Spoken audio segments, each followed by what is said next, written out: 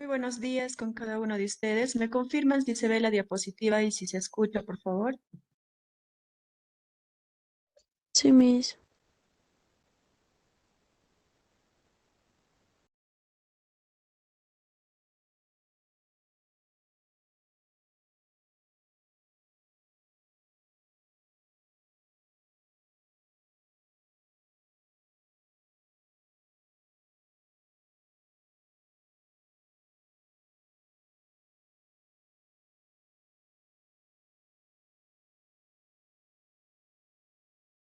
Listo. Buenos días a los que recién se conectan. Muy bien, vamos a iniciar entonces con genética. La genética es una ciencia que se encarga del estudio de todos los principios, leyes y sus variaciones de la herencia. La herencia viene a ser la transmisión de características, caracteres, que normalmente son hereditarios de padres a hijos y de generación en generación.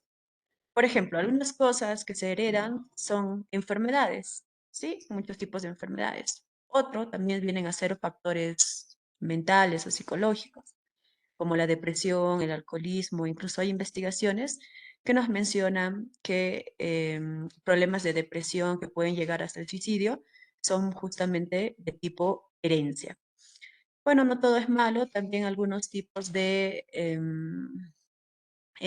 em, de artes, como por ejemplo la música, las canciones, son también un tipo de herencia. La unidad mínima de la herencia de la genética viene a ser el gen. Entonces vamos con el resumen de esta diapositiva. La genética es una ciencia que se encarga del estudio de todos los principios, leyes, variaciones de la herencia. La herencia viene a ser la transmisión de caracteres hereditarios de padres a hijos, de generación en generación. La mínima unidad de la genética es el gen. Y les decía, algunas cosas que se pueden heredar son enfermedades, también vienen a ser problemas de tipo psicológico, como alcoholismo, drogadicción, depresión. Y bueno, no todo es malo, les mencionaba, sino que también se puede heredar algún tipo de arte, como viene a ser el ser cantante, tocar algún instrumento, el ser pintor, escritor, etcétera. La mínima unidad de la genética es el gen. Continuemos. Algunas terminologías genéticas que lo hemos visto en nuestra clase anterior, y bueno, aquí también lo vamos a reforzar un poco más. Y vamos con la primera, la cromatina. La cromatina es el ADN descondensado más la presencia de las proteínas llamada histona. Esta cromatina se puede observar durante la interfase del ciclo celular. Y existen dos tipos de cromatina, eucromatina y heterocromatina. La eucromatina, eu viene del término verdadero, cromatina verdadera.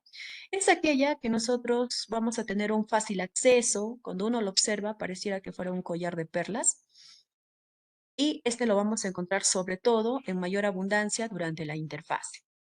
Mientras que la heterocromatina es de muy difícil acceso, no es frecuente encontrarlo durante el ciclo celular, solamente en pequeñas porciones. Hetero, diferente, y básicamente está formado por nucleosomas. Vamos con el siguiente, cromátida. Ojo, acá ya va un acento en la cromátida. La cromátida se forma por un superenrollamiento de la cromatina. Se vuelve muy compacto y este se puede observar durante la división celular. La cromátida tiene dos bracitos, un bracito corto o P y un bracito largo o Q. Y el punto de unión de estos dos bracitos se denomina como centrómero.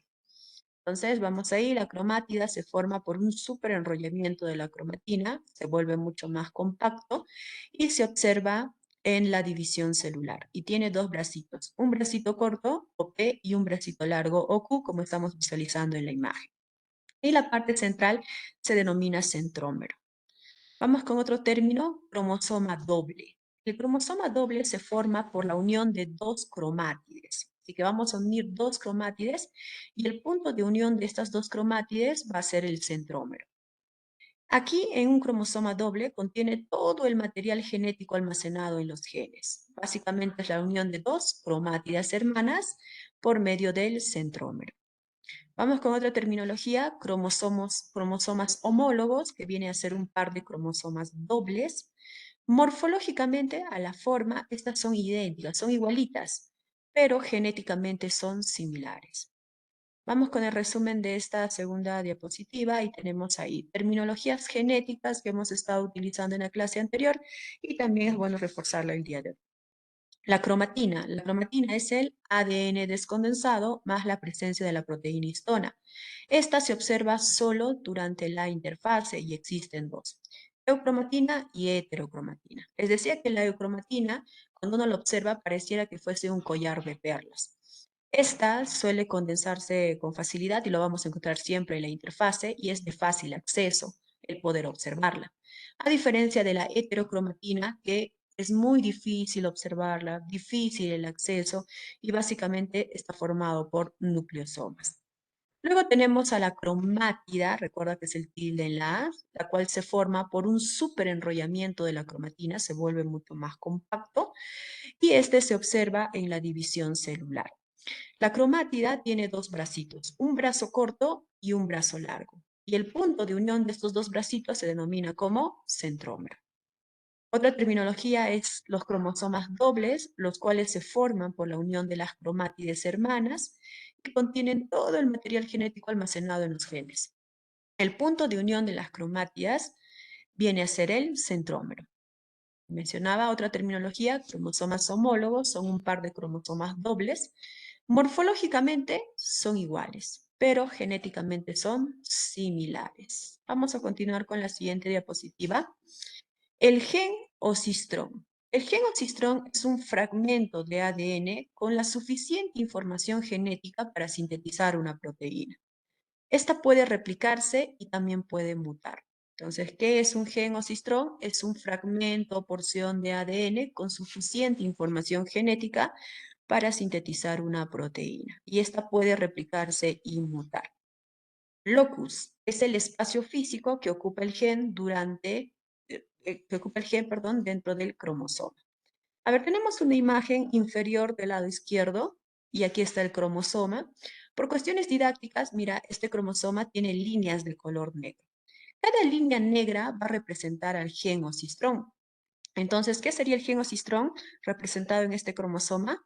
Un fragmento, ¿cierto? Un fragmento, un segmento de toda la información genética. Y este segmento que estás observando, este gen, tiene la suficiente información para poder sintetizar una proteína o péptido.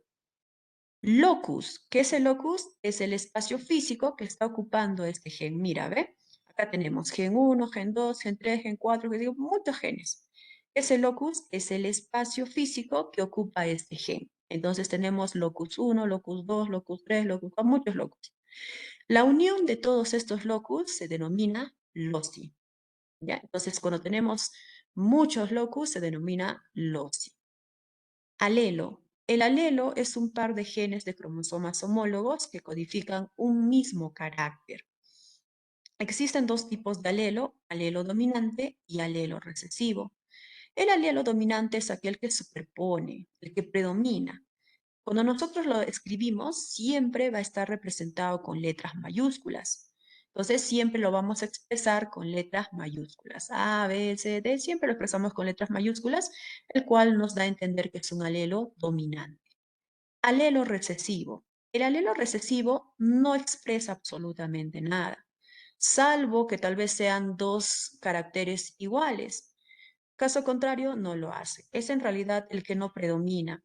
Siempre se va a representar por letras minúsculas, A, B, C, D, pero todas en minúscula. Vamos con un ejemplo en el caso de las personas. A ver, referente a la talla. El ser alto es un alelo dominante. Es dominante. Quiere decir que yo siempre lo voy a escribir con mayúscula. Cuando uno es bajito es recesivo. Siempre lo voy a escribir con minúscula. El tipo de cabello. El cabello crespo, ondulado, que le decimos nosotros, es dominante, mientras que el cabello lacio es recesivo. El color de ojos. Mientras más oscuro es más dominante. Ojos de color negro son dominantes frente a ojos de color verde.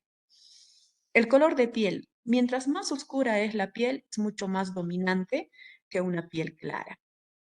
Entonces, ahí tenemos un pequeño ejemplito. El de celeste va a ser papá y el de rojito va a ser mamá.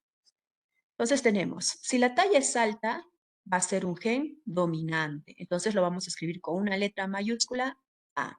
Si mamá tiene una talla baja, es recesivo. Lo vamos a colocar con una A minúscula. Tipo de cabello. Vamos a imaginar que papá tiene el cabello crespo. Así que lo vamos a colocar como dominante, una B mayúscula. Ahora vamos a imaginar que mamá tiene el cabello lacio. Entonces es recesivo, una B minúscula. Color de ojos. En este caso vamos a suponer que ambos progenitores tienen los ojos de color negro y los ojos de color negro son dominantes. Así que para este gen ambos son dominantes. Se le va a colocar con la C mayúscula. Ahora vamos a imaginar el color de piel que en ambos casos son piel clara. Entonces son recesivos en ambos casos. Y vamos a colocarle con la D minúscula. Entonces, existen genes los cuales representan a alelos dominantes. Recuerda que un alelo dominante es el que predomina de acuerdo a algunos caracteres que pueda presentar la persona. Y los alelos recesivos son aquellos que en realidad no se expresan a menos que sean igual que el anterior, como el mismo color de piel, por ejemplo, ¿no? Y se designa siempre con letras minúsculas. Vamos con el resumen de esta diapositiva. Gen o cistrón es un fragmento del ADN con la suficiente información genética para sintetizar una proteína. Esta puede replicar y puede mutar. Locus es el espacio físico que ocupa el gen dentro del cromosoma. Y ahí tenemos una imagen inferior del lado izquierda, en donde estamos visualizando un cromosoma y por cuestiones didácticas, dinámicas, tiene manchitas de color negro. Todas estas rayitas de color negro van a representar un gen. Gen 1, gen 2, gen 3, puedes observar que en el cromosoma hay muchos genes. ¿Y qué cosa es un gen? Es un fragmento, segmento de ADN que tiene la suficiente información genética incluso para sintetizar un péptido o proteína. Locus es este espacio físico que está ocupando el gen dentro del cromosoma. Y recuerda que la unión de muchos locus es un loci. Alelos. Los alelos son un par de genes de cromosomas homólogos que codifican un mismo carácter. Existen dos tipos, alelo dominante y alelo recesivo. El alelo dominante es el que predomina por encima del otro. Siempre se va a expresar con letras mayúsculas, mientras que el alelo recesivo no expresa absolutamente nada, salvo que sean iguales, y este siempre se designa con letras minúsculas. Y veíamos un pequeño ejemplo en el caso de dos personas.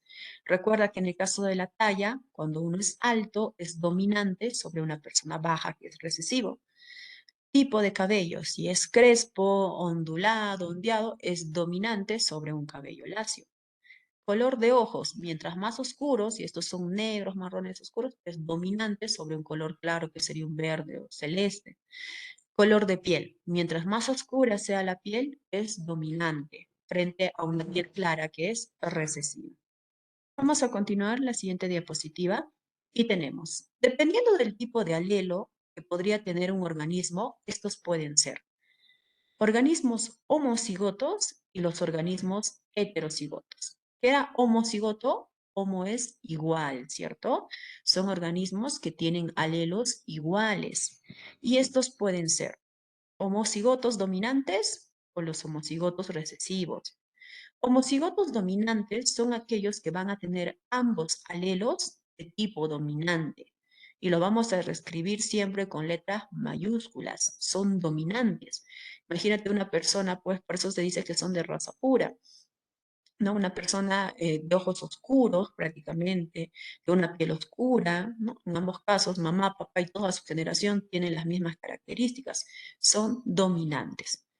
Mientras que tenemos también otro tipo de homocigoto llamado homocigoto recesivo, el cual está constituido por alelos recesivos. En ambos casos son recesivos, por eso siempre se les escribe con minúscula. Imaginémonos una persona de piel clara, por ahí con ojos claros, ¿sí?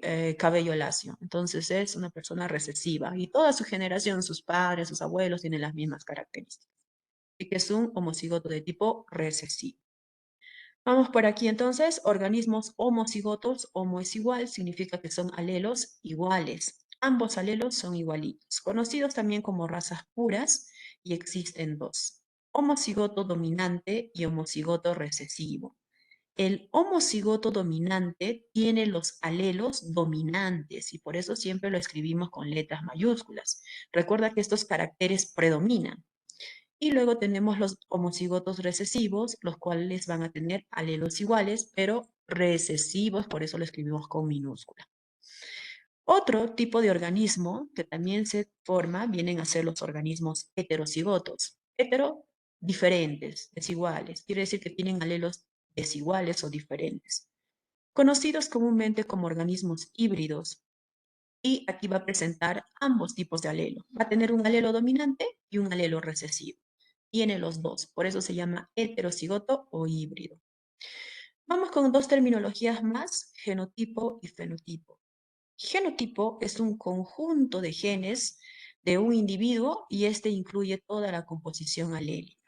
Entonces, genotipo es un conjunto de genes que tiene el individuo, incluye la composición alélica. Aquí va a incluir, es dominante, recesivo, es de raza pura, es híbrido. Y existen dos tipos, genotipo homocigoto y genotipo heterocigoto. El genotipo homocigoto existen dos, homocigoto dominante y homocigoto recesivo. ¿Quiénes son los homocigotos dominantes? Son aquellos que tienen los alelos iguales de tipo dominante, predominante. Y siempre se escriben ambos alelos con mayúscula. Y luego tenemos los homocigotos recesivos, los cuales básicamente no expresan nada y siempre se escriben con letras minúsculas. Y en ambos casos son de tipo recesivo. Y luego tenemos al genotipo heterocigoto, el cual básicamente es un híbrido. Va a estar formado por un alelo dominante y un alelo de tipo recesivo. Recuerda que esto es a nivel del genotipo, que viene a ser un conjunto de genes del individuo y nosotros lo formamos mediante esta composición alélica. O es un homocigoto dominante, o es un homocigoto recesivo, o tal vez es un homocigoto de tipo, perdón, un heterocigoto que tiene alelos desiguales o híbrido. Otra terminología que también se utiliza en el curso de genética viene a ser la palabra fenotipo. El término fenotipo es la expresión genotípica más la interacción del medio ambiente. ¿Cómo así? A ver, imaginémonos que genotípicamente es una persona de piel clara, ¿sí? Genotípicamente. Pero fenotípicamente esta persona de piel clara vive en Pucallpa. Ustedes saben que constantemente hace mucho calor, así que la persona se ha bronceado. Genotípicamente, sí, la persona pues es de piel clara, pero fenotípicamente el medio ambiente ha influenciado en esta persona. No solamente el medio ambiente, sino también puede ser la alimentación. Ya imaginémonos que es una persona de piel clara, pero la persona tiene anemia. Ya no va a ser claro, va a ser blanco prácticamente. O que tenga problemas hepáticos, se va a volver de color verde, ictérico. Entonces, influye mucho la interacción del medio ambiente más la representación genotípica. Algunas características fenotípicas que uno puede observar son el color, la talla, el grupo sanguíneo, el olor y el sabor. Vamos con el resumen de esta diapositiva. Dependiendo del tipo de alelo, los organismos pueden ser organismos homocigotos o raza pura y los organismos heterocigotos o híbridos. Los organismos homocigotos son conocidos como alelos iguales y existen dos, homocigotos dominantes y homocigotos recesivos. Los homocigotos dominantes son aquellos que se expresan con letras mayúsculas y son, como su nombre lo dice, predominan por encima del otro, dominan. Y los homocigotos recesivos son aquellos que se expresan siempre con letras minúsculas y no expresan absolutamente nada. Luego tenemos a los organismos heterocigotos, conocidos como híbridos. Recuerda que tienen alelos desiguales, es decir, un alelo es dominante y el otro alelo es recesivo. Aquí vamos dos palabras también que vamos a incluirlos en nuestro diccionario y tenemos genotipo y fenotipo. El genotipo es un conjunto de genes de un individuo e incluye una composición alélica.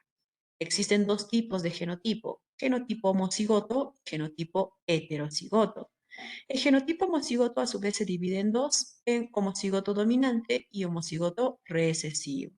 Recuerda que los homocigotos dominantes siempre se van a escribir ambos alelos en mayúscula debido a que ambos alelos son de tipo dominante. Y los homocigotos recesivos se van a escribir siempre con letras minúsculas debido a que ambos son de tipo recesivo. Y el otro tipo de genotipo es el de tipo heterocigoto, el cual básicamente es un híbrido y se va a escribir siempre con el primer alelo en mayúscula y el segundo en minúscula. Otra terminología también es el fenotipo. El fenotipo es la expresión del genotipo más la interacción del medio ambiente. Y algunas características observables dentro del fenotipo son color, talla, grupo sanguíneo, olor y sabor. Continuemos. Vamos aquí. Cariotipo.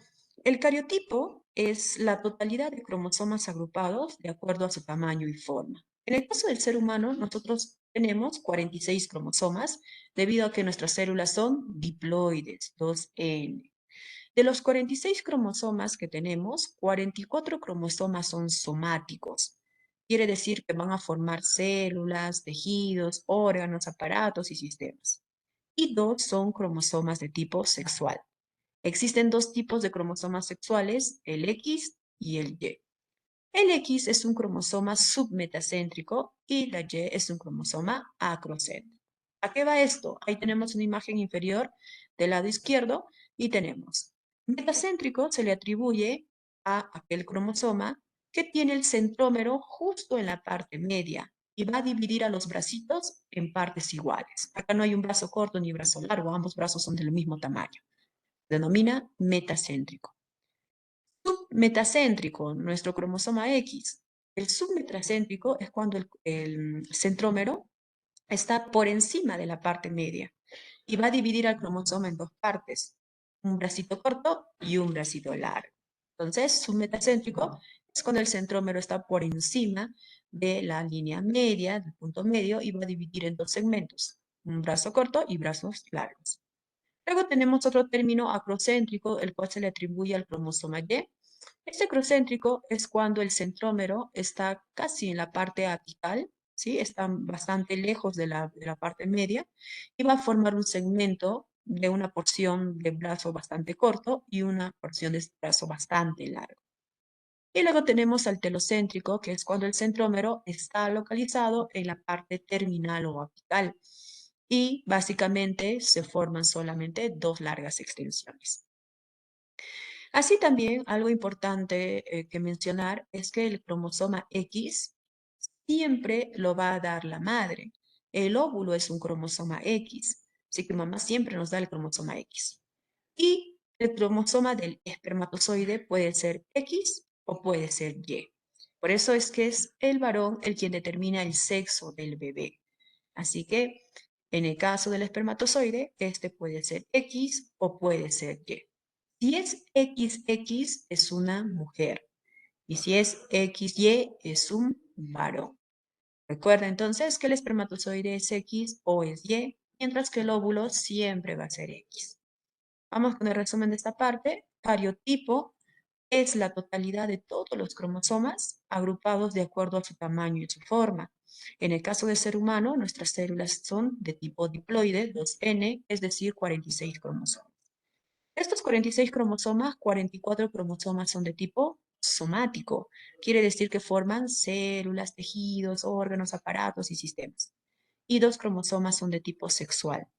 X y Y. Recuerda que el cromosoma X es de tipo submetacéntrico, debido a que el centrómero está por encima del punto medio y básicamente va a dividir en dos segmentos, brazos cortos y brazos largos. Y el cromosoma Y es acrocéntrico, quiere decir que el centrómero está bastante cercano a la parte apical o final y va a formar una pequeña porción de brazos pequeños y porciones largas de brazos largos.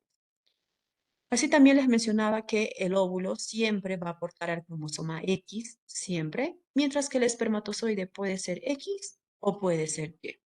Si este es XX es mujer y si este es XY es un varón. Vamos con otra terminología, mutación. La mutación es la alteración de uno o más genes. La mutación puede deberse a factores hereditarios. Por eso normalmente cuando uno quiere tener un hijo, lo que hacen es sacarte exámenes de compatibilidad. ¿No? Te sacan a ti y a tu pareja para ver que el hijito que vas a tener salga en buenas condiciones. Bueno, pero a veces estamos acá en Perú, ¿verdad? Las personas tienen hijos nada más y después se arrepienten con los problemas que puedan surgir. Que si algún día chicos se animan, hay que sacarse un examen previo con la pareja para ver que haya mucha compatibilidad y evitarnos la mutación. Así que Un detalle es hereditario. El segundo puede deberse a la presencia de radiación. Por ejemplo, en la Segunda Guerra Mundial, las zonas las cuales fueron atacadas, Hiroshima y Nagasaki, hasta el día de hoy todavía tienen presente gran cantidad de radiación y muchas personas pues no viven ni siquiera cercana a esta zona. Ahora, si hablamos de un ambiente, por ejemplo, en el caso de los hospitales, hay un lugar que se llama radiografía, en donde se sacan rayos X. Y bueno, las personas que trabajan acá tienen algunas indicaciones. Primero, no trabajan embarazadas, no trabajan personas susceptibles o vulnerables, no solamente por las mutaciones, sino que también podría producirte daños como tumores malignos, creo que lo veíamos en la clase anterior del ciclo celular. Así que en estos ambientes de radiografía, el personal que trabaja siempre está rotando constantemente y hay una serie de pautas que debe de seguir. No puede estar mucho tiempo y además tiene toda una vestimenta de protección para evitar que estos rayos X puedan afectar sus células. Otra causa por las cuales se puede formar la mutación es debido a un problema farmacológico. Por ejemplo, hace años atrás, allá en los siglos XVIII, XIX, cuando estábamos con el boom de la farmacología, a veces se creía que los fármacos que le hacen bien a los animales le hacen bien al hombre, o viceversa, ¿no? Uno cree, ah, mira, si me hace bien a mí, le hará bien a mi animal, cuando en realidad no es así. Si yo le doy un paracetamol a mi perro, lo mato, lo intoxico. O si yo le pongo una oxitetracyclina a una persona, no es lo ideal, no se utiliza. Entonces, existen fármacos los cuales están determinados según la especie. Recuerda que son especies diferentes. Así que, bueno, hay un fármaco, no voy a decir el nombre, el cual era muy, muy bueno en animales, generaba crías grandes, hermosas, en buenas condiciones de peso y talla. Sin embargo, alguien dijo, ¿por qué no le damos a las personas, a mujeres embarazadas, para ver qué tipo de hijitos lo tienen, ¿no? Entonces, esto lo indicaban los médicos, médicos, obstetras, y todas las mujeres que tomaron este fármaco tuvieron hijos con mutación. ¿A qué me refiero con un niño con mutación? A niños con un solo ojo, sin miembros superiores, sin miembros inferiores, con las piernas pegadas, sin la ausencia de órganos prácticamente. Entonces, claro, obviamente le denunciaron a toda la empresa que creaba este tipo de fármaco, a los profesionales que recetaron, ¿no? Le dieron una indemnización, pero ya pues el daño estaba hecho. Por eso es que en la actualidad a una mujer embarazada no se le tiene que dar ningún tipo de fármaco, ni un simple ibuprofeno, ni paracetamol, ni ningún tipo de fármaco, porque puede producir daños al feto. ¿Qué ahí tenemos? La mutación es la alteración de uno o más genes, el cual puede darse por herencia. Por eso siempre es bueno, chicos, ya un día que ustedes quieran tener hijos, hay que sacarse un pequeño examen de compatibilidad y ver pues que no haya ningún problema. No es que uno no quiera tener hijos, ¿no? Simple y llanamente hay que ver que el niño que van a nacer esté en buenas condiciones. Y a veces eso las personas obvian y después tienen problemas. Segundo, siempre hay que evitar los rayos X, la radiación. Estos ambientes, por ejemplo, los profesionales de salud no les gusta trabajar en rayos X, ya saben ustedes por qué. También los lugares con exceso tipo de radiación producen mucho daño. Y tercero, fármacos. Si bien los fármacos son excelentes, pero siempre pues en condiciones adecuadas, no en mujeres embarazadas, salvo la vida de la mujer esté en grave riesgo y amerite un tratamiento. Vamos con otro término llamado aneuplodia. Esta aneuplodia viene a ser una mala disyunción, separación de los cromosomas. Y existen dos tipos, trisomía y monosomía. La trisomía viene de tres cromosomas pegados. ¿Cuántos cromosomas normalmente deben ser? Dos, ¿cierto? Pero algo sucede, una mala disyunción, mala separación, y no son dos, sino son tres cromosomas. Trisomía del par 21 o conocida comúnmente por todos nosotros como síndrome de Down, ¿verdad? Las personas pues que nacen con este problema, uno, tienen problemas de sobrepeso, tienden a engordar. Segundo, retardo mental, desde lo más leve hasta lo más avanzado. Y entre una serie de características, ¿no? En realidad uno como personal de salud a veces cuando ve nacer a un bebé con la trisomía del par 21, agarra su manito y sabes que tiene síndrome de Down. ¿Por qué? Porque estos niñitos, por ejemplo, en la palma de la mano solo tienen una línea. Le agarras la manito, una línea, ya sabes que tiene síndrome de Down. Porque muchos bebés en realidad cuando nacen, bien toditos son arrugaditos igualitos. Vamos con otra terminología llamada monosomía.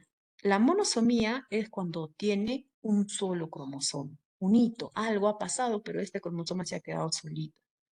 Esta monosomía se da normalmente en el par 23 y las personas que tienen la monosomía se les denomina como 45 cromosomas. ¿Por qué? Porque le falta uno, o conocido comúnmente como la enfermedad de Turner. Esta enfermedad de Turner es un problema que suele atacar a las personas, las cuales se caracterizan por, también tienen retardo mental de lo más leve hasta lo más avanzado. Existe infantilismo a nivel del aparato reproductor. Quiere decir que en realidad no se diferencia muy bien si este pues es varón, si es mujer, sus genitales nunca se desarrollan y la persona tiene una contextura bastante ancha, edematizada y es bastante pequeña. Entonces, monosomía del par 23, conocido también como 45 cromosomas o la famosa enfermedad síndrome de Turner. Vamos con el resumen de esta diapositiva y tenemos cariotipo, es la totalidad de cromosomas agrupados de acuerdo a su tamaño y su forma. En el ser humano son diploides con 46 cromosomas y de estos 46 cromosomas, 44 son somáticos y 2 son de tipo sexual. X y Y. El X es submetracéntrico, quiere decir que el centrómero está por encima de la línea media y va a dividir al cromosoma en bracitos cortos y bracitos largos. Y el acrocéntrico, que viene a ser el cromosoma Y, es aquel pues que tiene el centrómero bastante apical y va a formar un pequeño segmento de bracitos cortos y un brazo bastante largo. Así también les decía que el óvulo siempre es X, siempre, mamá siempre nos va a dar este cromosoma X. Y papá es el que nos da X o Y. El espermatozoide puede ser X o puede ser Y. Si es XX es una mujer y si es XY es un varón. Mutación. La mutación es la alteración de uno o más genes. Este es hereditario, puede ser herencia, ¿sí? Puede deberse a la interacción con radiación como rayos X o puede deberse al uso de fármacos. Aneuplodia. Esto se da por una mala disyunción o separación de los cromosomas y pueden ser trisomía o monosomía. Trisomía del par 21, conocido como síndrome de Down, es cuando tienen 3 cromosomas pegados a nivel del par 21. Y bueno, nosotros ya conocemos las características, personas pues que tienen un retardo mental de lo más leve hacia lo más avanzado, tendencia a aumentar de peso, a engordar, personas bajas con huesos bastante anchos, una piel clara, ojos bastante achinados y a nivel de la palma de la mano es una sola línea. Y la monosomía, o conocido como cromosomas 45 o la famosa enfermedad de síndrome de Turner, la cual pues afecta a a unas personas que nacen también con retardo mental de lo más leve hacia lo más avanzado. Son personas que tienen genitales con infantilismo, nunca se desarrollan, y tienen la apariencia bastante pequeña, huesos bastante anchos, gordos, tienden también a tener problemas con aumento de peso. Muy bien, voy a compartir la siguiente diapositiva, unos minutos por favor.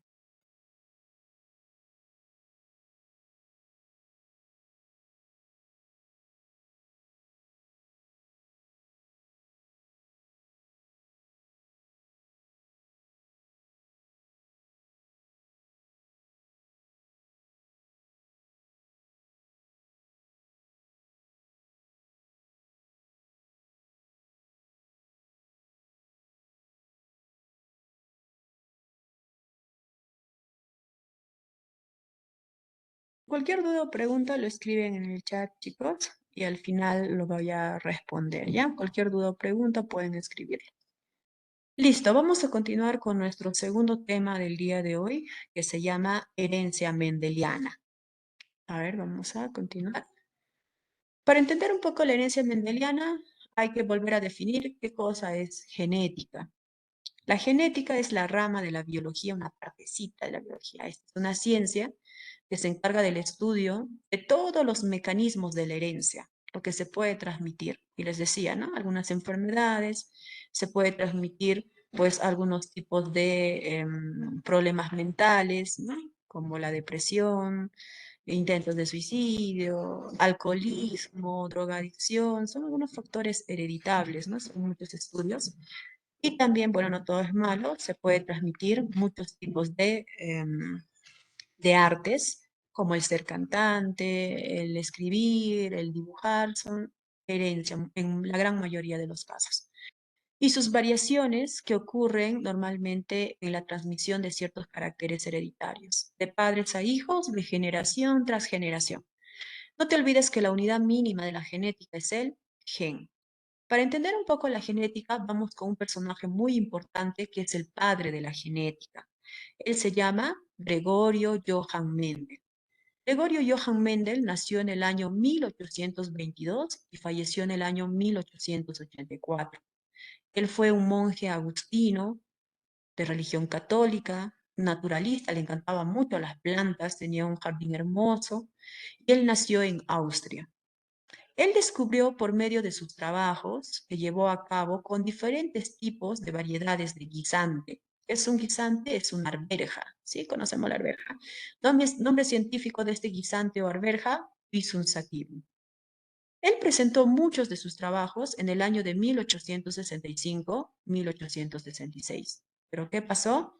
Lo dejaron en visto como muchas veces nos dejan, ¿verdad? Nadie le hizo caso, creyeron que estaba loco y en realidad no le dieron ningún tipo de importancia.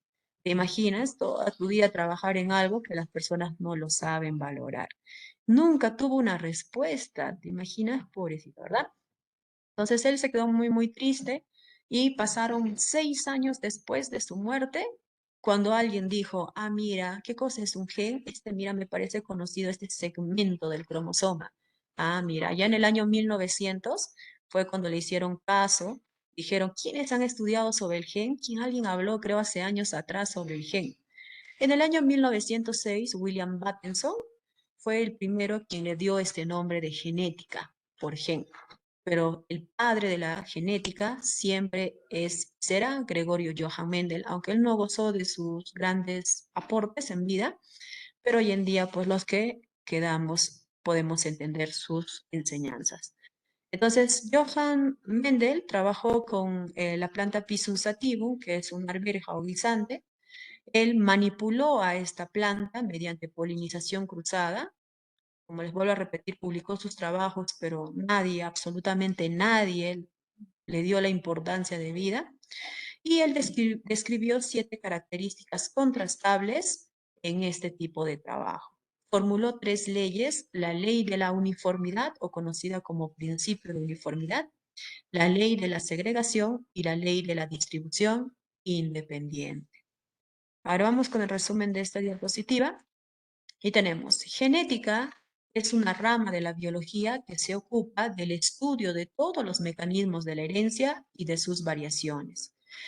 Aquí básicamente se va a entender la transmisión de caracteres hereditarios de padres a hijos, de generación en generación, ¿no? Algunos detalles les mencionaba como enfermedades que se transmiten por la herencia, por la genética. También les mencionaba problemas mentales y también sobre algunos tipos de artes como el cantar, el dibujar, el componer. Muchos de ellos son pues de tipo genético, herencia. A ello mencionábamos al padre de la genética llamado Gregorio Johann Mendel, quien nació en 1822 y falleció en 1884. Él fue un monje agustino, católico y naturalista que nació en Austria y descubrió por medio de los trabajos que llevó a cabo con diferentes variedades de guisantes y arvejas, nombre científico Pisum sativum. Él trabajó con esta planta Pisum sativum y realizó una manipulación controlada de los cruces por polinización cruzada. Publicó sus trabajos en 1865-1866, pero lo dejaron en visto, como a veces nos dejan, ¿verdad? No le dieron la oportunidad, por lo menos, de poder, pues, tener el apogeo que en verdad lo merecía. Bueno, él describió 7 tipos de características contrastantes utilizando pues esta planta Pisum sativum y formuló 3 leyes: la ley de la uniformidad o principio de uniformidad, la ley de segregación y la ley de la distribución independiente. No fue hasta el año 1900 cuando alguien sí le dio la importancia a su trabajo debido a que descubrieron al gen. 1906, William Bateson fue la persona que le dio este nombre de genética por gen. Y el padre de la biología es Gregorio Johann Mendel. Entonces, ¿qué era un gen? Un gen es un segmento, un fragmento, una unidad de información hereditaria que codifica la información y tiene suficientes datos para sintetizar una proteína o péptido. Molecularmente es un segmento de ADN que forma parte de la cromatina de una célula en la interfase. Un carácter puede estar controlado por uno o más pares de genes. Entonces, en el gen podemos tener un solo carácter, dos, tres o muchos caracteres. Vamos con un pequeño ejemplo para entender sobre lo que nos decía Mendel, pero bueno, en este caso ya no vamos a hacer con una arvejita, ya vamos a hacerlo con un cuy, ¿sí? Ya vamos con el cuy ya que está de moda. Y tenemos cuy negro. Este cuy negro está en extinción, chicos, lo están utilizando, dice, para ingresar a la universidad. Ahí te sobas con el cuy negro, dice funciona. No mentira, chicos. También lo han utilizado para el COVID-19. Entonces, este cuy de color negro va a ser dominante. Ya recuerda que mientras más oscurito es mucho más dominante. Entonces, también para el amor, ya también para el amarre, para el amor, también utilizamos al cuy negro. Así que necesitamos muchos cuyes negros, ¿verdad? Ya acá está la fórmula secreta. Tenemos, nuestro cuyicito de color negro va a ser dominante. Quiere decir que sus alelos lo voy a escribir con letra mayúscula, ¿ya? Mayúscula. Entonces, mi homocigoto dominante va a ser este cuyicito negro. Y yo lo voy a cruzar con un cuyicito de color café. Ya que hay varios, entonces cuyicito de color café. Este color café es de tipo homocigoto recesivo. Quiere decir que yo le voy a poner con B minúscula. B, B. Entonces, al cruce, el espermatozoide va a aportar el alelo dominante y el óvulo va a aportar el alelo recesivo. Cuando nosotros lo cruzamos, la primera generación filial o conocida como F1, a ver, un momentito, por favor.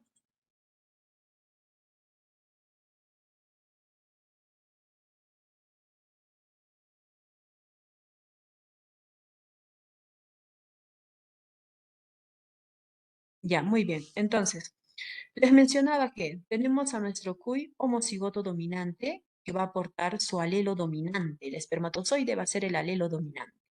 Y tenemos a nuestra cuicito homocigoto recesivo, que es de color café, que va a aportar su alelo recesivo, una B minúscula. Al unirlos en la primera generación filial o F1, vamos a tener nosotros que todos los hijitos que van a tener estos dos cuyes van a ser de tipo heterocigoto. ¿Por qué es heterocigoto? Porque va a ser un híbrido. ¿Por qué es un híbrido? Porque genéticamente va a tener el gen dominante de papá, que es la B mayúscula, y el gen recesivo de mamá, que es esta B minúscula. Así que todos los cuyicitos que van a nacer van a ser cuy heterocigotos, híbridos. ¿Y de qué color va a ser todos los cuyes que puedan nacer? Negro. ¿Sí? Negro. ¿Por qué Mises negro? Porque recuerda que el dominante predomina, chicos, y el recesivo no expresa absolutamente nada. Entonces, toditos los cuyes que vamos a formar van a ser de color negro. Y vamos ahí. Color negro, dominante. Color café, recesivo. Tenemos a nuestro cuy homocigoto dominante, el cual lo hemos escrito con letras mayúsculas y este va a dar el espermatozoide con alelo dominante. Luego tenemos al cuy homocigoto recesivo, el cual va a aportar con alelos recesivos y el óvulo va a ser de tipo recesivo, por eso tenemos una B minúscula. La unión de estos dos, todas las crías, los hijitos que van a tener, van a ser cuyes heterocigotos. Va a ser un híbrido, va a tener el primer alelo dominante y el segundo alelo recesivo. Y todos los cuycitos que van a nacer van a ser de color negro, negro. Entonces tenemos ahí los alelos que eran, son genes de cromosomas homólogos que tienen la variación de un carácter. Pueden ser de tipo homocigoto dominante o homocigoto recesivo. O puede ser un cuy heterocigoto o híbrido que tiene ambos alelos. Fenotípicamente es la constitución genética del individuo, en este caso es un cuy heterocigoto, y fenotípicamente es el resultado de esta expresión. Quiere decir que todos los cuisitos van a ser de color negrito. No te olvides que el lugar en donde está,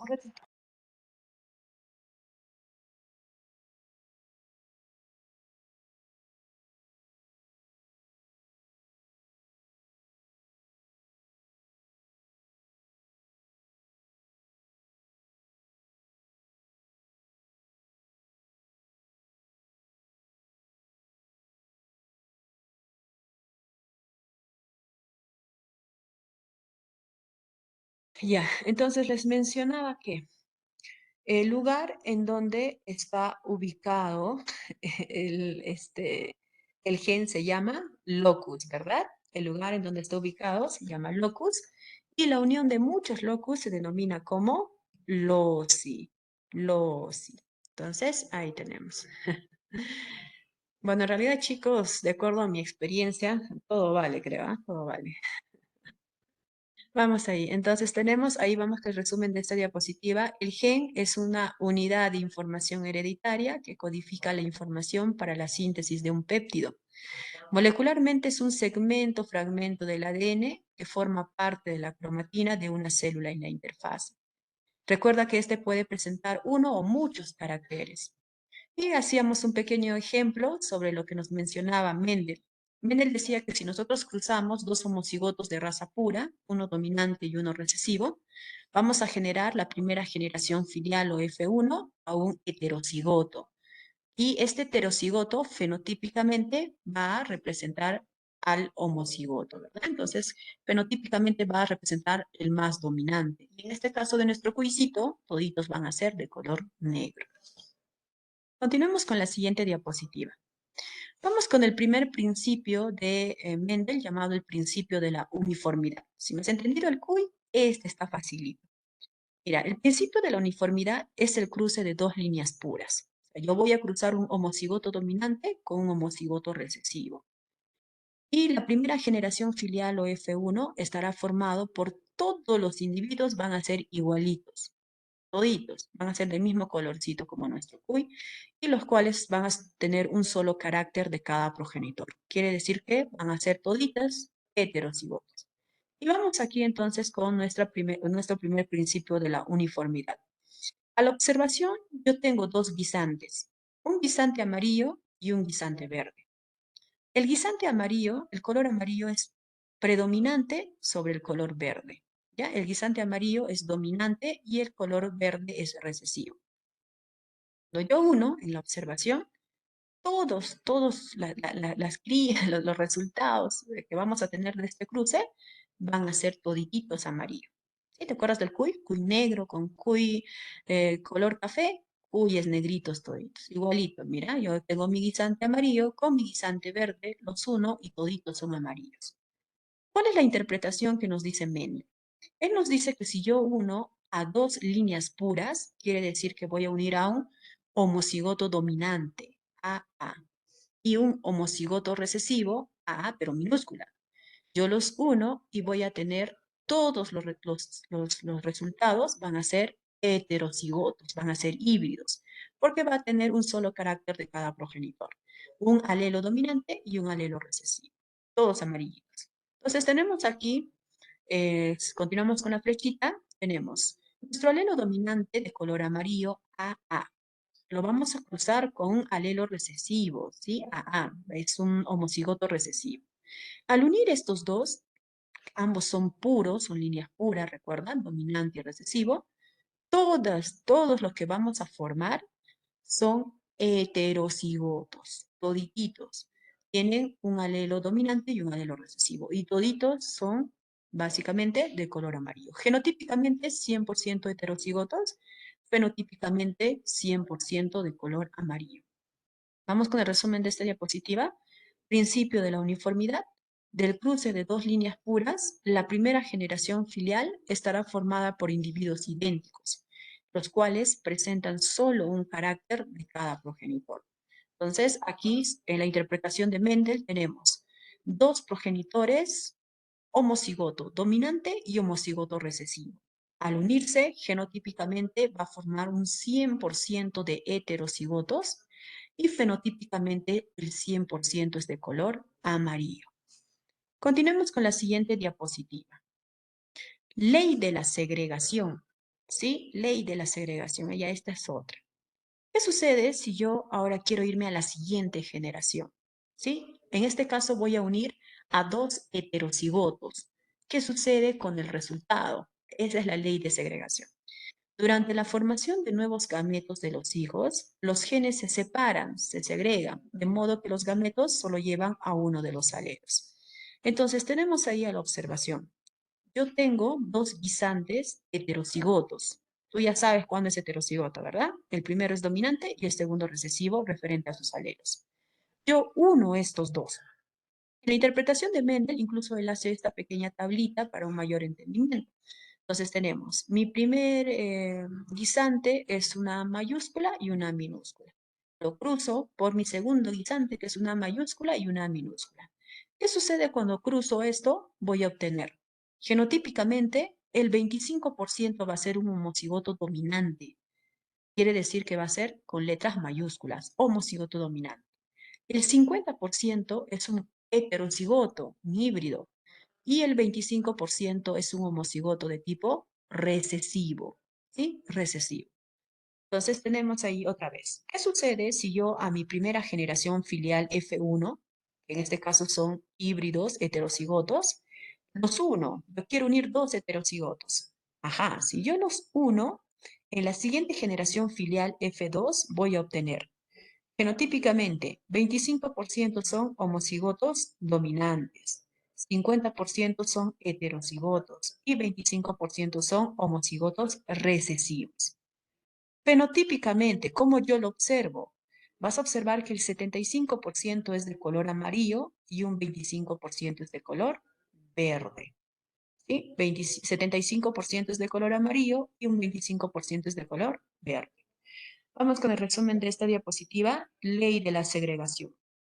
Durante la formación de nuevos gametos en los hijos, los genes se separan, se segregan, de modo que los gametos solo se llevan a uno de los alelos. Entonces, yo voy a unir a mi F1, que en ambos casos son heterocigotos o híbridos, los uno. Y la siguiente generación F2 voy a tener como resultado 25% homocigoto dominante, 50% heterocigoto y un 25% homocigoto recesivo. Fenotípicamente, un 75% es amarillo y un 25% es de color verde. Vamos a continuar. A ver, tenemos aquí. Ley de la segregación independiente. Hasta aquí nosotros solamente hemos estado hablando sobre un solo tipo de característica, ¿verdad? Hemos estado hablando del color. He hablado del color de mi cuy, he hablado del color de los guisantes, amarillo y verde, donde sé que amarillo es dominante y el verde es recesivo. Pero ¿qué sucede si yo ya no quiero hablar de una sola característica, sino que quiero hablar de dos, tres, cuatro, cinco características? Ajá, ahí se aplica la ley de la segregación independiente. Esto solamente se aplica cuando yo estudio de dos a más características.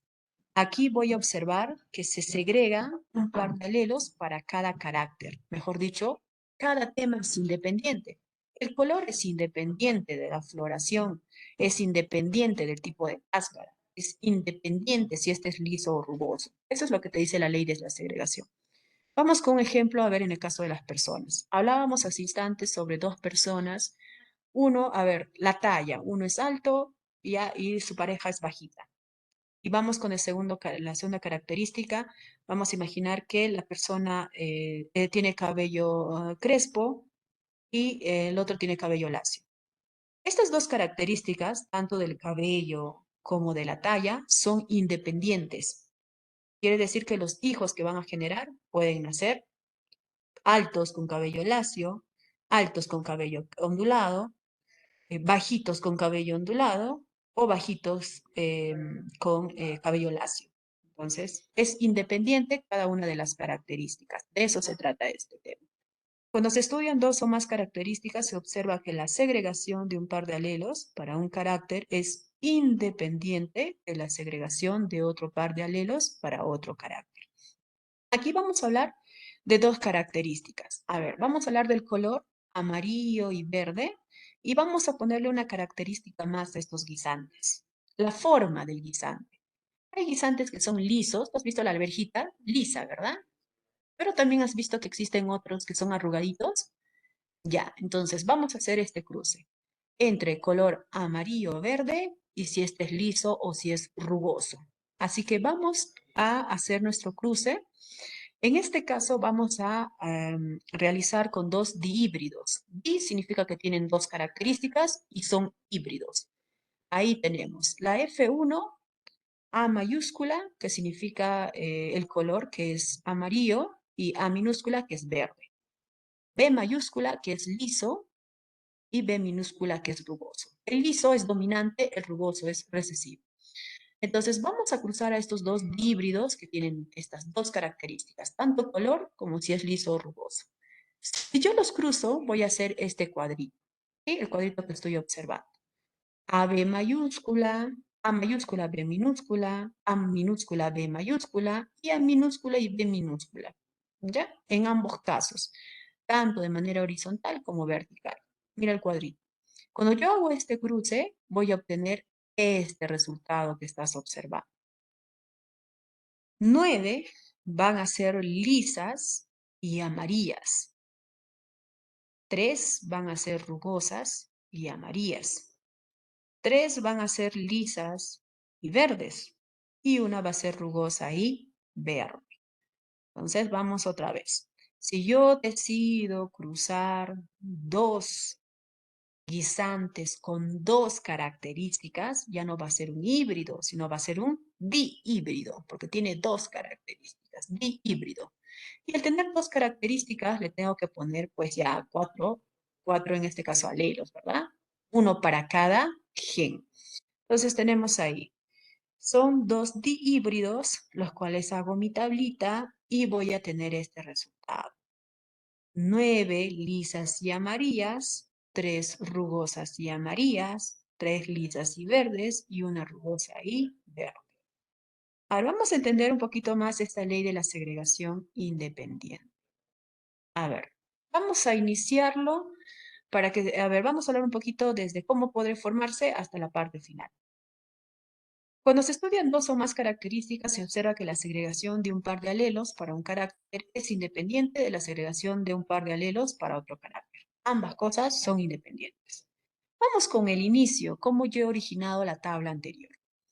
Tengo aquí a mi a mi guisante de color amarillo y liso. ¿Sí? Es un dominante, es un homocigoto dominante.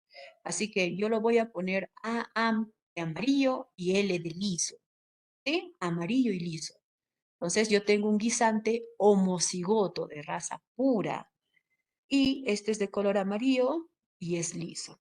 Y lo voy a cruzar con un guisante de color verde y rugoso. Quiere decir que es un homocigoto recesivo, un homocigoto puro de recesivo.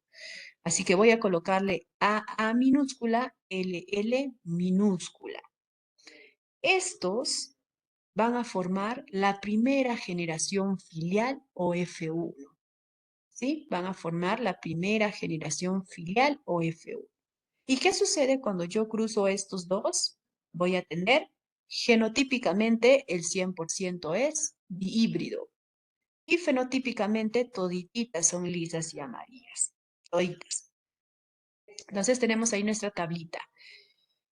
Si yo cruzo a este homocigoto dominante amarillo y liso con este homocigoto recesivo verde y rugoso, en mi tablita todititos van a salir 100% dihíbridos y fenotípicamente son 100% lisas y amarillas. Esto es la F1, ojo, la F1.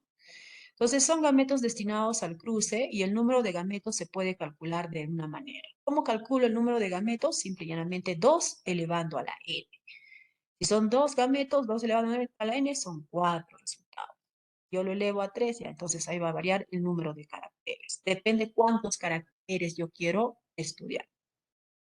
Ahora, vamos con la segunda generación filial F2. ¿Sí? A ver, vamos primero con el resumen de esta partecita.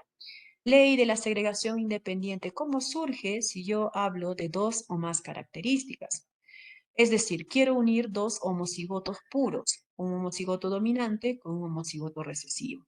Al unirlos, genotípicamente el 100% son dihíbridos y fenotípicamente el 100% son lisas y amarillas. Esto es el resultado de la F1. Ahora, yo quiero el resultado de la F2. Aquí está, mira. Ley de segregación independiente a nivel de la F2. Voy a unir dos dihíbridos. Aquí está, mira, tus dos dihíbridos. Haces tu tablita y vas a obtener como resultado. Mira, todo lo que está de rojito contamos. 1, 2, 3, 4. Tenemos fenotípicamente 9 van a ser amarillas y lisas. 3 van a ser amarillas y rugosas.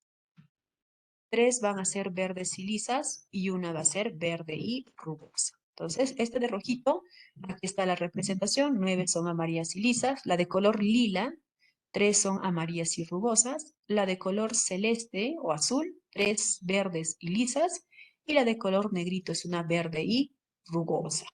¿Sí? Verde y rugosa. Entonces, este es el resultado de la F2. ¿Sí? De la F2, filial número 2. Ley de la segregación independiente. Vamos otra vez. Yo cruzo dos dihíbridos en mi tablita. Voy a obtener como resultado 9 amarillas y lisas, 3 amarillas y rugosas, 3 verdes y lisas y una verde y rugosa. Algo más para aportar a nuestra clase del día de hoy es las características que nos dejó Mendel en los estudios con guisantes o alberjas. Aquí tenemos las 7 características o caracteres. Y tenemos la forma o textura de la semilla. Si esta es lisa o redonda, es dominante. Si es rugosa o arrugada, es recesivo. El color de la semilla. Si esta es amarilla, es dominante, pero si es verde, es recesivo. Color de la cubierta de la semilla. Si es de color gris, es dominante, y si es de color blanco, es recesivo. Forma o textura de la vaina. Si es lisa o inflada, es dominante. Y si es rugosa o arrugada, es recesiva. Color de la vaina. Si es de color verde, es dominante, pero si es de color amarilla, es recesiva. Altura o tamaño del tallo. Si es alto o largo, es dominante. Y si es bajo o corto, es recesivo. Inflorescencia quiere decir cómo están dispuestas las flores a lo largo del tallo. Mira, si yo tengo un tallito y veo que a lo largo de todo el tallo crecen un montón de flores, es dominante. Pero si yo tengo un tallito y veo que solamente en la parte apical, terminal o final, de ahí crecen las flores, es recesivo. Vamos otra vez. Entonces tenemos esta tablita de las 7 características o caracteres que nos ha dejado Mendel sobre los guisantes o arvejas. Y son la forma o textura de la semilla, si esta es lisa o redonda, es dominante. Si es rugosa o arrugada, es recesiva. El color de la semilla, si es amarilla, es dominante. Y si es verde, es recesiva. Color de cubierta de la semilla, si es de color gris, es dominante. Y si es blanca, es recesiva. Forma o textura de la vaina. Si es lisa o inflada, es dominante. Y si es rugosa o arrugada, es recesiva. Color de la vaina. Si es verde, es dominante. Y si es amarilla, es recesiva. Altura o tamaño del tallo. Si es alto o largo, es dominante. Y si es bajo o corto, es recesivo. Inflorescencia. Disponibilidad de las flores a lo largo del tallo. Si vemos que a lo largo del tallo hay muchas flores que crecen por todo el tallo, dominante. Pero si vemos a un tallo y solamente las flores crecen en la parte apical, terminal o final, es recesivo. A ver, entonces, algunas preguntas por aquí. Hay casos que salen negritos y con manchitas de color café. Ya, eso lo vamos a ver en nuestra clase siguiente. en la herencia no mendeliana, ¿ya? Y vamos a ver también sobre el grupo sanguíneo AB o RH de sus macas. Entonces, vamos a ver algunos casos. Por ejemplo, cuando cruzamos dos gallinas y vemos que sale una gallina con manchitas o una flor tal vez con muchas manchitas. ¿Ya? Entonces, eso no está dentro de la ley de Mendel. Son leyes no mendelianas. ¿Ya? Entonces, lo vamos a ver en la siguiente clase. ¿Quién está vendiendo cuy? Bueno, chicos, todo se vale. En realidad, depende.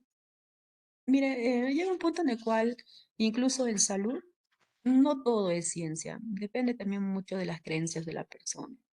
¿No? A veces, y también depende mucho de la fe que tiene la persona, ¿no? Porque si una persona pues, ha perdido completamente la fe, tú le puedes hacer todos los tratamientos y ya se ha dejado vencer o ganar por la enfermedad. Esto se ve mucho en neoplasia, por ejemplo. El factor psicológico influye mucho, un montón. Entonces, uno siempre hay que ir con mente positiva. Si tú ya has sido derrotado, mejor no vayas. Estás yendo a perder el tiempo. Quédate en tu casa, viendo televisión, cocinando. Pero si tú vas con mente ganadora, influye bastante. ¿No? Pero más allá de la mente ganadora, hay que ser conscientes. Si yo he estudiado bastante y todo está en mi cabecita, entonces hay que darlo de todo. Pero si yo no he estudiado y soy consciente, tampoco pues vas a esperar milagros, ¿verdad? Entonces, todo depende de la persona en realidad. La fe, las creencias también juegan un papel muy importante y como personal de salud ustedes van a darse cuenta cuando ya comiencen a trabajar, ¿no? Que siempre hay que respetar las creencias de la persona, cuales fueran. Influye a veces, aunque no lo creamos, ¿no? Ya. Sí, sí, eso de los cuyes con manchitas, de la gallina con manchitas y de las rosas con manchitas, lo vamos a ver en la siguiente clase para evitar complicaciones. Mm, ¿Cómo se diferencian los alelos dominantes y recesivos? Ojo, mira, por cuestiones metodológicas, uno les dice, los alelos dominantes siempre son con letra mayúscula y los alelos recesivos son con letras minúsculas. Esto es por cuestiones didácticas, para que tú lo entiendas. Si tú deseas, le pones la letra que te guste. A mí me gusta la letra Z, ya yo le escribo con Z mayúscula, para mí es dominante, Z minúscula es recesivo. Esto es con la finalidad que ustedes lo entiendan y lo comprendan. Ya no es que existe una ley para todo, va A mayúscula, si te gusta la B, la C, la D, esto es por cuestiones, ojo, metodológicas para mayor entendimiento. Para que se note la diferencia, cuándo es dominante y cuándo es recesivo. ¿Qué diferencia la cubierta de la semilla con la vaina? No entiendo muy bien tu pregunta, pero mira, estas son las características. Ojo, no hay que, hay muchos tipos de plantas, ¿ya? Mira, yo no soy una experta en plantas, pero sí me he dado cuenta que existen muchas, incluso las enfermedades que los atacan. Tú ves una en forma de media luna, significa que es una enfermedad. Cuando tú ves en forma de puntito, esa es otra enfermedad. Cuando ves que está de la mitad para allá es otra enfermedad. Entonces, ya en plantas hay una gran cantidad. Pero quiero recordarte que Mendel solamente se enfocó en los guisantes, ya en la arveja. Algunos me dicen, pero Miss, en el caso de las habas, en el caso de otros que tienen también la misma forma, ojo, solamente me estoy refiriendo sobre los guisantes, ¿ya? Cuando tú observas un guisante, ahí buscas en internet, ¿sí? Guisante, alberja, para los que no lo conocen o no saben cómo es, ya tiene una cubierta la semilla. ¿Tú has visto cómo es la alberjita? Ya, has visto que tiene una cubierta, algunos lo pelan incluso, lo he visto que en segundos lo pelan, algo así. Esta cubierta, si es de color gris, es dominante, ¿ya? Pero si es blanquita, es recesiva. A eso se refiere. El color de la cubierta del guisante. O sea, tú abres, pelas el guisante, le sacas y lo observas. Si es lisa, redonda, dominante. Rugosa, arrugado, recesivo. Amarillo, dominante. Verde, recesivo. Si tiene una cubierta, es una capita. A ver, ¿dónde lo he visto esto? En la tara, por ejemplo. En la tara es de color blanco. ¿Sí? Si tú ves y es de color gris, dominante. Si es blanca, es recesiva. ¿Ya? Entonces no hay que confundirnos. Recuerda que solamente lo he hecho en guisantes, ¿ya? Albergas. Yo les hice el ejemplito del cuy para que, bueno, ustedes lo entiendan un poquito mejor, ¿ya? Mm, Uy, chicos, preguntas que puedan venir en genética. Bueno, no te preocupes por la pregunta, preocúpate más por el término. A ver. Mm, Dominar y estudiar. La verdad, los que hacen las preguntas son personas. Un momentito.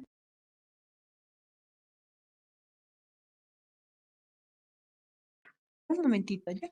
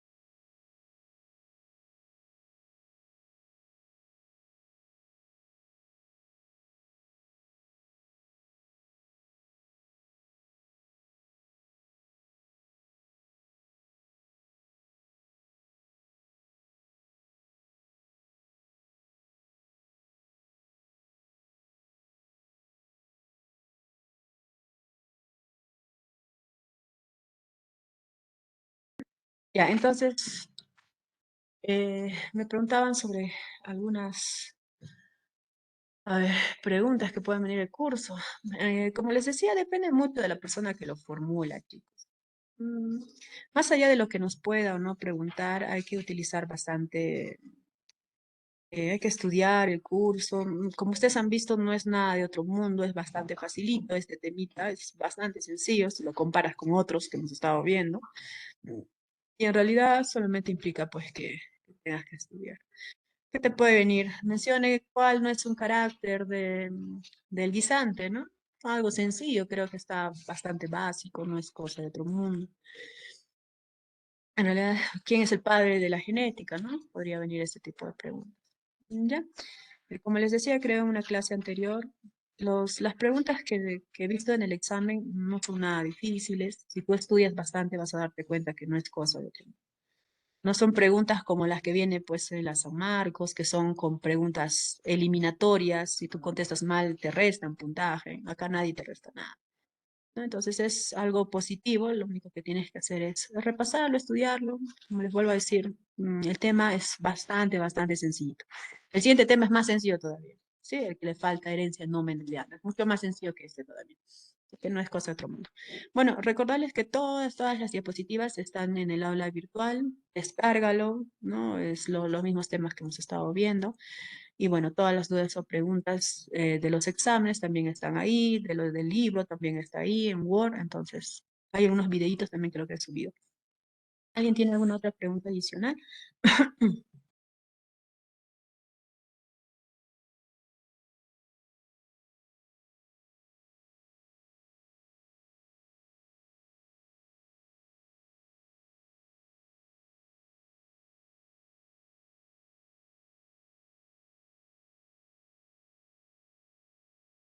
Bueno, si no hay ninguna pregunta adicional, daríamos por finalizada la clase, pero si alguien quiere preguntar algo, yo todavía voy a estar aquí unos minutos más. Sí, cuídense mucho, éxitos con cada uno de ustedes. Hasta nuestra próxima clase. Profesora, la práctica.